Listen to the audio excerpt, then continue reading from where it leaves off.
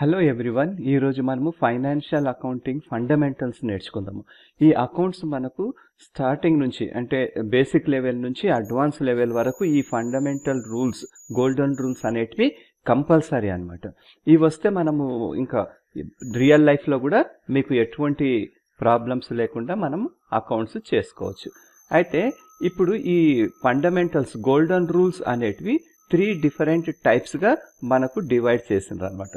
First personal accounts, real accounts and nominal accounts. Personal accounts అంటే మనము ఒక business చేసేటప్పుడు ఆ బిజినెస్కి ఎంతో మంది వస్తుంటారు, క్యాష్ ఇచ్చి పర్చేజ్ చేస్తారు. వాళ్ళతోని మనకు అంటే ఫ్యూచర్లో కమ్యూనికేట్ చేయాల్సినంత ఇంపార్టెన్స్ ఉండదు. అదే ఒకవేళ మన కంపెనీలో వచ్చి లేదా మన షాప్కి వచ్చి ఎవరైనా క్రెడిట్లో కొనుక్కుంటే ఆ క్రెడిట్లో ఎవరు కొనుక్కున్నారో మనకు గుర్తుండాలి. కాబట్టి ఆ పర్సన్ యొక్క పేరును మనం రాసుకోవాల్సి వస్తుంది. అట్లే మన కంపెనీ పర్చేజెస్ చేసినప్పుడు వేరే కంపెనీస్ నుంచి ఒకవేళ మనము క్రెడిట్లో కొనుక్కుంటే 4-5 కంపెనీల నుండి క్రెడిట్లో కొనుక్కున్నాం, ఒక్కొక్క కంపెనీకి కొద్దిగా అమౌంట్ మనం ఇచ్చేది ఉంటుంది. అంటే ఏ కంపెనీకి ఎంత ఇవ్వాలి అని ఆ కంపెనీ పేరు రాసుకుంటాం అనమాట. అంటే ఇక్కడ మన సప్లయర్స్ గురించి, మన కస్టమర్స్ గురించి వాళ్ళ పేర్లు మనకు తెలిసి ఉండాల్సి వస్తుంది. ఇవన్నీ ఏ అకౌంట్స్ కిందికి వస్తాయి అంటే పర్సనల్ అకౌంట్స్. సెకండ్ వచ్చేసి రియల్ అకౌంట్స్. ఇప్పుడు ఏదన్నా ఒక ఆర్గనైజేషన్లో ఒక ఐటమ్స్ వస్తూ ఉంటాయి, పోతూ ఉంటాయి. అంటే ఒక బిజినెస్ చేసినప్పుడు పర్చేజ్ చేసినప్పుడు వస్తువులు వస్తూ ఉంటాయి, గూడ్స్ వస్తుంటాయి. సేల్ చేసినప్పుడు ఆ గూడ్స్ వెళ్తూ ఉంటాయి. అంటే సేల్ చేసినప్పుడు గూడ్స్ వెళ్తే క్యాష్ వస్తుంటుంది, ఓకే. పర్చేజ్ చేసినప్పుడు క్యాష్ వెళ్ళిపోతుంది, గూడ్స్. ఇటువంటివన్నీ రియల్ అకౌంట్స్ అంటాం. ఇందులో టాంజబుల్, ఇంటాంజబుల్. టాంజబుల్ అన్నప్పుడు మనకు ఏమన్నా రా మెటీరియల్ కానివ్వండి, ఫర్నిచర్, బిల్డింగ్, ఇవన్నీ కూడా టాంజబుల్. అట్లా కాకుండా ఇంటాంజబుల్ అసెట్ అంటే ఏంటి? ఇంటాంజబుల్ అసెట్ అంటే ఒక కంపెనీ యొక్క గుడ్ విల్ ఉంటుంది.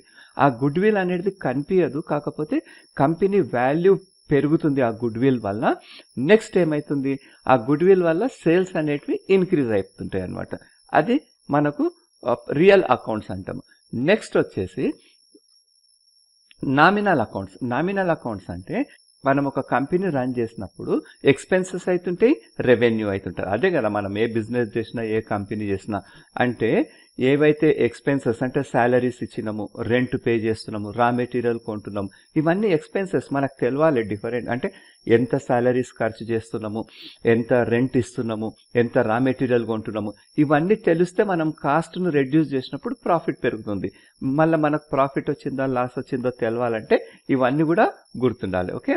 Salaries, rent, insurance, electricity bill, discount. మన కస్టమర్స్ కొనుక్కున్నప్పుడు వాళ్లకు మనము డిస్కౌంట్ ఇవ్వడం అనేది మనకు ఒక ఎక్స్పెండిచర్, ఇది ఒక లాస్ అన్నట్లు కదా. మనం ఎవరికన్నా 100,000 రూపాయలు మనకి ఇచ్చే వాళ్ళకు 800 ఇవ్వండి అన్నాం, 200 మీకు డిస్కౌంట్ అన్నాం. అంటే ఆ 200 మనకు లాస్.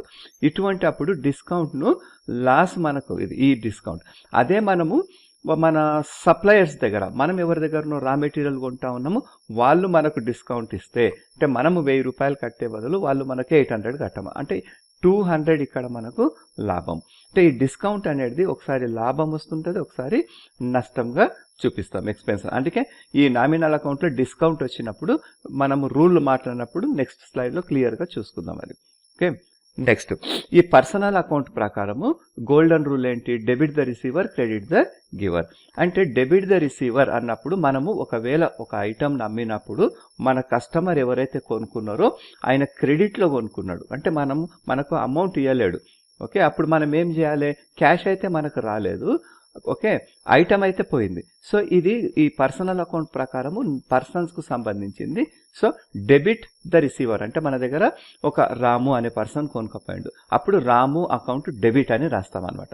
అంటే ఇవి 2 ఎఫెక్ట్స్ కావాలి కదా. ఇప్పుడు మన దగ్గర నుంచి ఐటమ్స్ అయితే పోయినాయి, అది రియల్ అకౌంట్ ప్రకారం ఏం రాస్తామంటే క్రెడిట్ వాట్ గోస్ అవుట్. అంటే ఒక ట్రాన్సాక్షన్ ఒక్కొక్కసారి 2 డిఫరెంట్ టైప్స్ ఆఫ్ అకౌంట్స్ కూడా ఎఫెక్ట్ అవుతూ ఉంటాయి. అంటే క్యాష్ వచ్చి గూడ్స్ పోతలేవు ఇక్కడ, ఓకే. ఇక్కడ ఏమైతుంది? గూడ్స్ వెళ్ళినాయి, క్యాష్ రాలేదు. ఎవరి దగ్గర నుంచి అయితే క్యాష్ రావాలో ఆ పేరు మనకు అవసరం కాబట్టి మనము ఆ పర్సన్, అందుకని డెబిట్ ద రిసీవర్, ఆ పర్సన్ పేరు మనము రాసుకుంటాం అనమాట. ఇదాన్ని చూడండి, ఎగ్జాంపుల్ ఏంటి? Ram, Robert, Rahim, Microsoft company, SBI, outstanding prepaid expenses, ఇవన్నీ పర్సనల్ అకౌంట్స్కు.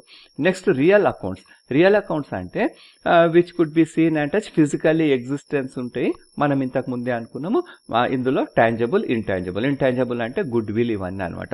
ఇందులో debit what comes in, credit what goes out. అంటే మనం పర్చేస్ చేసినప్పుడు రా మెటీరియల్ వస్తుంది, అప్పుడు రా మెటీరియల్ అకౌంట్ డెబిట్ అని. లేదా మనం ఒక ల్యాప్టాప్ లేదా కంప్యూటర్ బిజినెస్ కోసం కొనుక్కున్నప్పుడు కంప్యూటర్ అకౌంట్ డెబిట్ అని రాస్తాం, ఎందుకు కంప్యూటర్ వస్తుంది కాబట్టి. అట్లనే మనం ఆ కంప్యూటర్ వచ్చినప్పుడు ఏమవుతుంది, క్యాష్ పోతుంది మన దగ్గర నుంచి.